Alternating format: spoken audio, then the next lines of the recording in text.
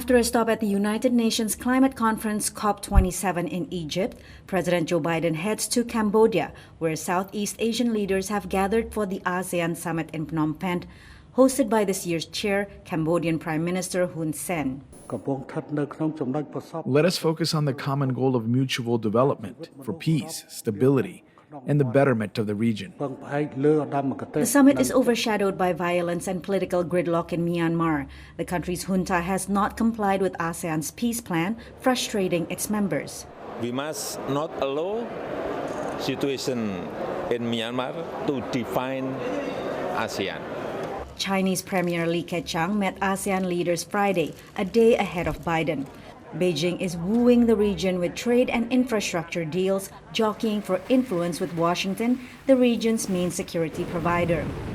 ASEAN leaders are anxious over the intensifying U.S.-China rivalry.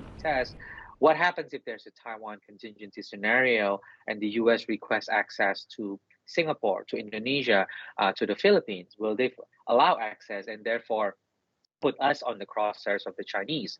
This is something that the region doesn't have an answer yet. Earlier this week, Ukraine took center stage as Foreign Minister Dmytro Kuleba signed a treaty of amity and cooperation with ASEAN, a largely symbolic move as Kyiv and Western allies seek to isolate Russia.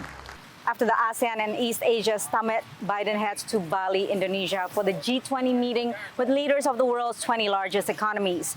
He's scheduled to meet with Chinese President Xi Jinping amid intensifying U.S.-China rivalry over Taiwan. What I want to do with him when we talk is lay out what kind of each of our red lines are, understand what he believes to be in the critical national interests of China, what I know to be the critical interests of the United States, and to determine whether or not they conflict with one another.